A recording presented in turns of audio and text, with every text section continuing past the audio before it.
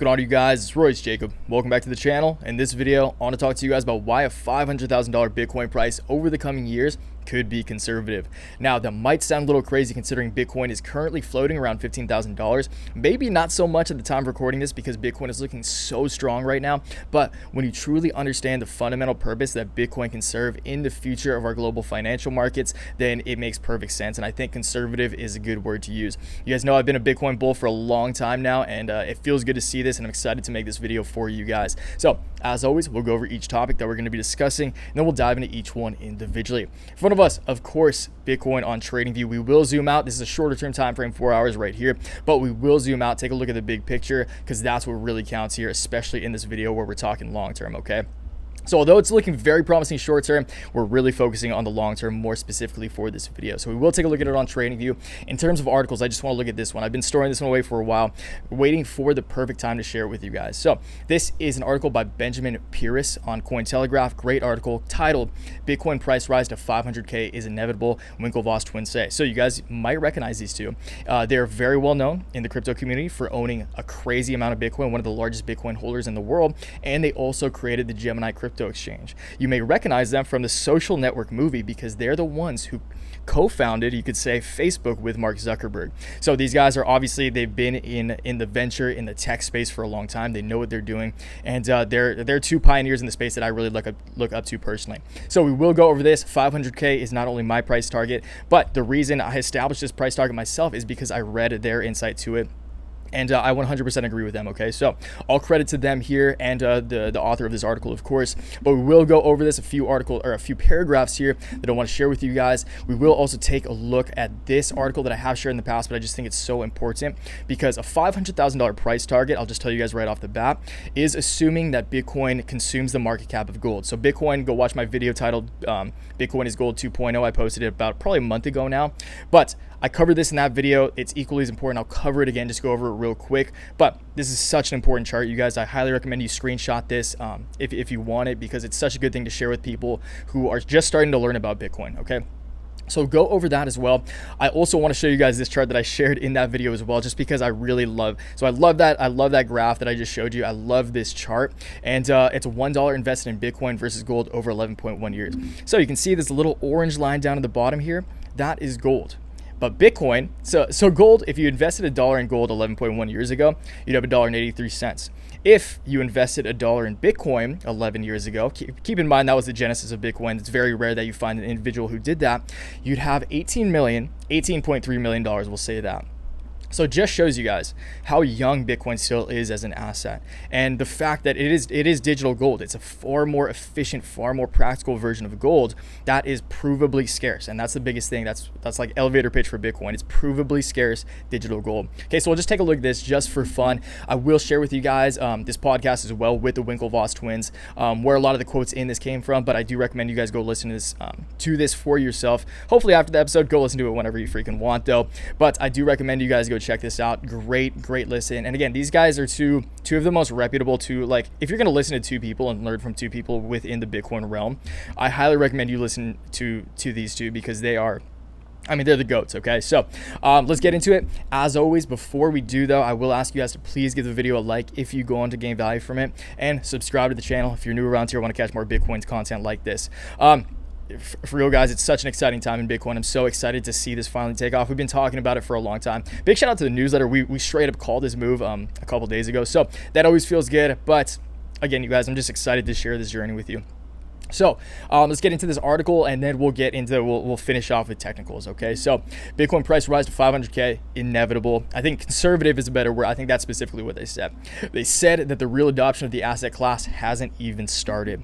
Gemini crypto exchange founders Tyler and Cameron Winklevoss said that Bitcoin or BTC will eventually hit $500,000 per coin during a recent interview with podcast host Peter McCormick.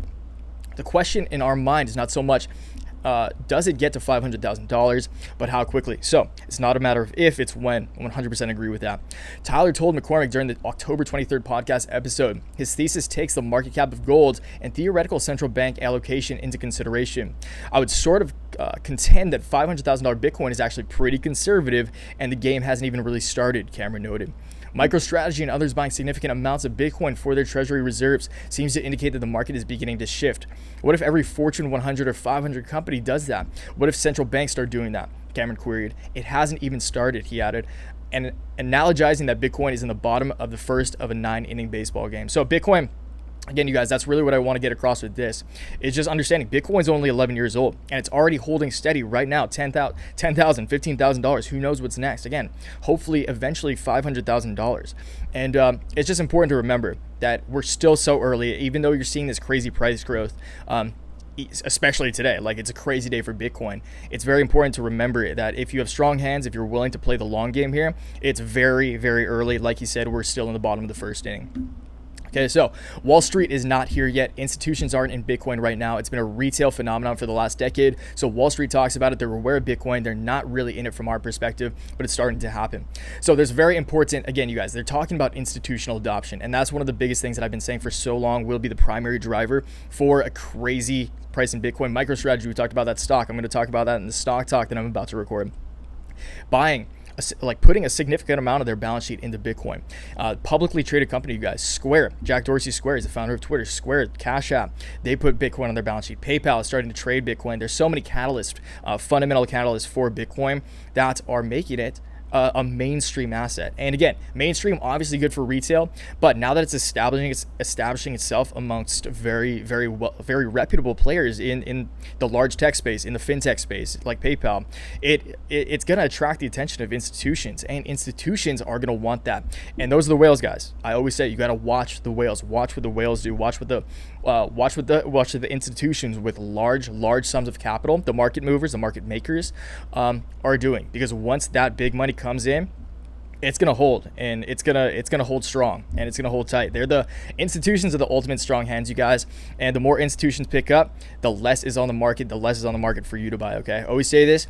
There will only ever be 21 million Bitcoin in circulation. And that's not even enough for every single millionaire on earth to own one Bitcoin. Okay, so owning one Bitcoin, that's going to be a flex and a half, you guys. Okay, so let's go over this real quick. Bitcoin, scarcity, fixed, durability, software, portability, can be sent anywhere in the world via the internet, just like email. The visibility, 1/1,000,000th of a Bitcoin. So you can buy as much, you can buy 1/1,000,000th of a Bitcoin if you want to. Not on most exchanges, maybe once it gets up to $500,000 you will be, but that's the beauty of Bitcoin. It's highly divisible. Okay, so you can use it in small amounts, unlike gold. Storage, digital wallet. It's like a PayPal. It's like Venmo. Once it's on PayPal, you can just send it like literally it's going to be in Venmo. How much do you guys send on Venmo? I use Venmo all the time, or Cash App, or whatever you use. It's going to be that easy. It's just going to be like sending cash. Counterfeit difficulty, prohibitively expensive, and has not occurred to date. It's highly unlikely that Bitcoin will ever be attacked, just because there's so many, like, that's the beauty of Bitcoin. It's such a strong globalized network that hacking it is almost inevitable, and you cannot counterfeit it. Gold, you kind of can. Adoption, market cap of $200 billion is the most important part right here. And gold's market cap is 9 trillion. So really grasp that. Right now, Bitcoin's market cap is probably closer to like 250 or something, considering it's gone up since this chart. But $200 billion, you guys, is a drop in the bucket compared to like just the financial markets. And keep in mind, Bitcoin isn't a company. Bitcoin is even better than gold in my mind. It's similar to gold, but even better. That's why I call it gold 2.0. It's an asset of its own. And $200 billion, that's the size of like a decently sized large tech company. So that's important to keep in mind, you guys, that Bitcoin is an asset of its own. And that's the beauty. I think people are finally starting to realize the fact that Bitcoin is an asset of its own. It is digital gold. It isn't just a crazy tech play or crazy like hacker money. And again, the biggest thing is price appreciation. Volatility, not a feature or not a bug, it's a feature. The price going up attracts new investors. And once people are new to Bitcoin, and that's awesome. I hope there's some new people watching this video that haven't been introduced to Bitcoin yet and are learning something. And that's the beauty of once you buy a little bit of Bitcoin, you go down the rabbit hole. And like I said in the beginning, once you understand the fundamental prospects that Bitcoin holds in the future of our financial system globally, governments around the world printing trillions of dollars, that will devalue your fiat currencies over time. And when you have an absolutely scarce asset like Bitcoin that can be easily transferred for way less cost, like you can send Bitcoin around the world for a hundredth, a thousandth of what it costs to send international transactions in fiat currencies, way faster than you can too. International transfers, international bank transfers, it'll take days. Bitcoin, it takes minutes. So that's very, very important to understand. It's just better. It's just better. And again, the more you learn, the more you educate yourself on Bitcoin, the more you understand that it's just better. And that's the best way I can put it. Okay, so $1 invested in Bitcoin over multiple years. Again, you guys, this is just fun to look at. Just keep it, again, wrap it around. This just shows you how young Bitcoin is. It was made 11.1 years ago.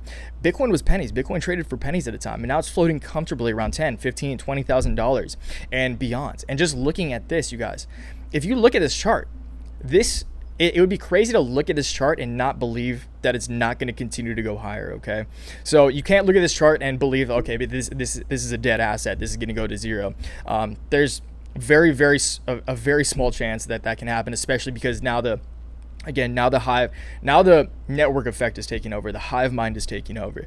Friends, like people are telling their friends about Bitcoin. People are getting interested in Bitcoin. And again, education is power, especially when you have such a fundamentally strong asset like Bitcoin. So we'll finish it off with the charts right here. Again, you guys, shout out to the newsletter and portfolio group. Shout out to you guys once again. We straight up called this breakout. And it feels good. I don't want to brag at all, but again, it feels good to have a lot of the work that you put into your craft pay off. And obviously it did financially, but it just feels good because I get to share this experience with so many of you guys as well. Hopefully, again, always make your own decisions. You guys know the deal there, but it's super exciting time, you guys. And let's just zoom out here. So we'll go, this is going to look a little crazy when I go to the 5-year. So there we go. Sorry, there's a lot of drawings here. Ultimately, you guys know that my price prediction for Bitcoin short term is going to be a green Christmas. I think we're going to hit 20K by Christmas. That's where these two uptrends coincide and kind of come to an apex. But again, you guys, I think it can go crazier than that. I think, again, over time, this is just keep in mind, you guys, Bitcoin back here. I bought Bitcoin when it was like $400 and it went to $20,000 in a very short amount of time. So that just shows you guys, again, now that there's so much more fundamentals building around Bitcoin, PayPal is adopting it.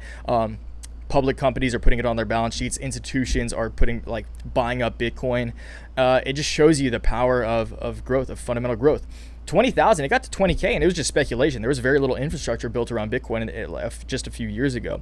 And the more Bitcoin grows, the more fundamentals grow, the more people realize how valuable of a freaking asset it is. And ultimately, the more valuable it becomes because people want to hold that instead of other methods of storing wealth, because it will not only retain your wealth, but grow your wealth and in a very significant way. And that's the beauty of volatility. So again, you guys, it's hard to look at this. This is a better one to look at. Should have actually, you know what? I'll show you guys. No, I'm not. I'll save that for another video. But the logarithmic recession, the plan B, the stock to flow model does predict Bitcoin over the next 5 years to reach $1 million. I personally think $1 million is a little crazy. I'm not discounting it. I think that's a little optimistic for 5 years, maybe 10, maybe 20 years down the line.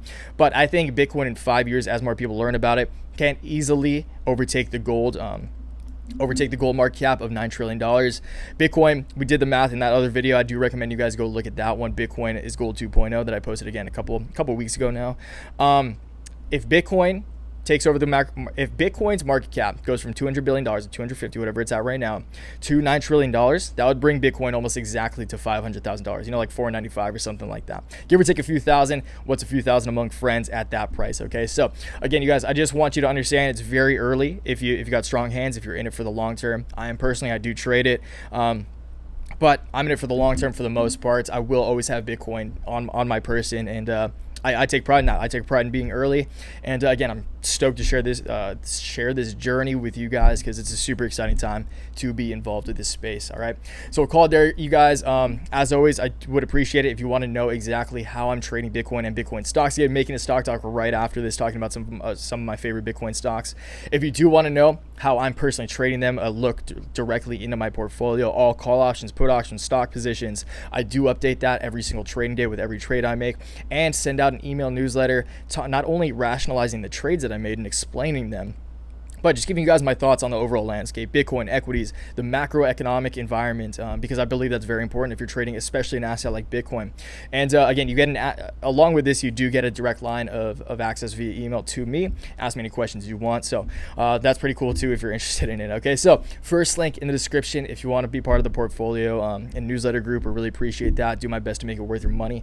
And again, if not though, no worries at all. I appreciate you for watching, especially till this point. So drop a comment down below. Let me know what you think about anything we talked about. What's your price target for Bitcoin? And let me know if you got in prior to this rally that we just saw today, because it's super exciting times. And again, just super pumped to share this journey with you guys, okay?